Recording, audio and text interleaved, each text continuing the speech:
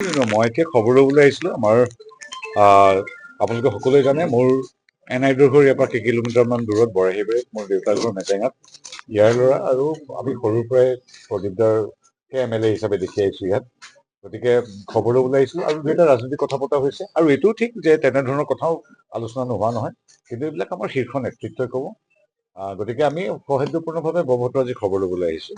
আৰু বাকী যিটো আপোনাৰ কোনোবা আমাৰ বেলেগ প্ৰাৰ্থী NDA কোনোবা উঠিব বা আপুনি কোৱাৰ দৰে কিবা অনিচ্ছাটো আছে নেকি, সেইটো আমাৰ যদি কিবা তেনেকুৱা আছে আমি গম পাম সময়, তেনেকুৱা কথা নাই। মই আজি দাদাৰ ব্ৰহ্মপুত্ৰ খবৰ ল'বলৈ আহিছোঁ। মিত্ৰতা ভংগ হ'ব নেকি? মিত্ৰতাটো আছে নাই আজি প্ৰদীপ দাহঁতৰ লগত বা এই আমাৰ অগপৰ নেতৃত্বসকলৰ লগত আমাৰ সম্পৰ্ক এতিয়া নহয়। অসম আন্দোলনৰ সময়ত যেতিয়া কংগ্ৰেছে 860জন মানুহক গুলীয়াই গুলীয়াই হত্যা কৰিছিল, তিৰাশীৰ আন্দোলনত যেতিয়া কংগ্ৰেছে অংশগ্ৰহণ কৰিছিল, তেতিয়া সেই সময়ৰ সদৌ অসম ছাত্ৰ সন্থা বা অসম গণসংগ্ৰাম পৰিষদৰ লগত আমাৰ বিজেপি একমাত্ৰ দল আছিল। গতিকে সেই তেতিয়াৰ আছু গণসংগ্ৰাম পৰিষদ নেতৃত্বৰ পৰা আজিলৈকে এই বিগত ইমান বছৰ, প্ৰায় কিমান 45-50 বছৰ আমাৰ সম্পৰ্ক সদায় আছে। কাৰণ আমাৰ ভাৰতীয় জনতা পাৰ্টীয়ে সদায় ৰাষ্ট্ৰীয়তাবাদত সমান্তৰালভাৱে তাত সমাহিত জাতীয়তাবাদত বিশ্বাস কৰে, আৰু সেইকাৰণে আমাৰ খুব সুন্দৰভাৱে সদায় আমাৰ মিত্ৰতা চলি আছে। গতিকে মিত্ৰতাৰো কোনো কথা নাই।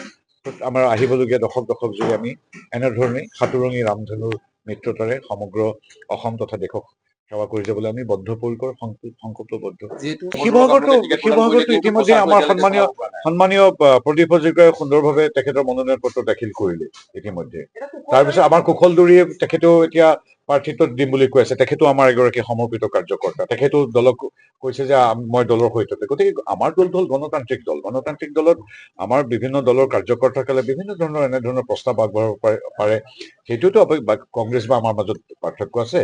গতিকে কুশলদুৰুৱে হওক বা বিতুপন ৰায়দঙিয়ে হওক, আমাৰ যিকোনো এগৰাকী আমাৰ কাৰ্যকৰ্তাই ক'ব পাৰে যে মোকো প্ৰাৰ্থিত্ব লাগে। সেইটো আমাৰ গণতান্ত্ৰিক দলত গণতান্ত্ৰিক প্ৰক্ৰিয়াৰ শীৰ্ষ নেতৃত্বই সিদ্ধান্ত কৰে বা কৰিব।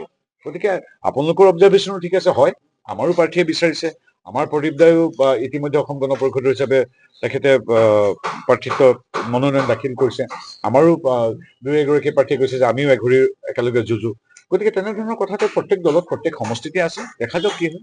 বন্ধুত্বমূলক হ'ব নে? সেই কথাটো চাওক, আপোনালোকৰ অবজাৰভেশ্যন যে বন্ধুত্বমূলক হ'ব নেকি, সেই কথাটো মই আচলতে দিয়াতকৈ আমাৰ সংসদীয় বৰ্ড থাকে, আমাৰ শীৰ্ষ নেতৃত্ব থাকে, আমাৰ ইলেকশ্যন কমিটি থাকে, তেওঁলোকে সিদ্ধান্ত লয়।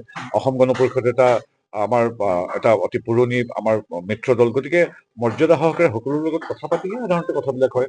গতিকে বন্ধুত্বপূৰ্ণ হয় নে নহয়, আমাৰ বিজেপিৰ পৰা কোনোবাই দিব নেকি বা নিদিব নেকি, কি কথা কি বতৰা, সেইটো আমাৰ আচলতে সময়ত আমাৰ শীৰ্ষ নেতৃত্বত কৰে। কিন্তু আমাৰ এটাই কথা, আমাৰ ব্যক্তিগতভাৱে ময়ো আমাৰ শ্ৰদ্ধেয় প্ৰদীপ দাৰ প্ৰতি সদায় শুভেচ্ছা আছে, শ্ৰদ্ধা আছে, আৰু সেইকাৰণে তেওঁৰ ঘৰত আজি নিৰ্বাচনৰ দিনাখন তেখেতক শুভেচ্ছা আৰু শ্ৰদ্ধা জনাবলৈ আহিছোঁ।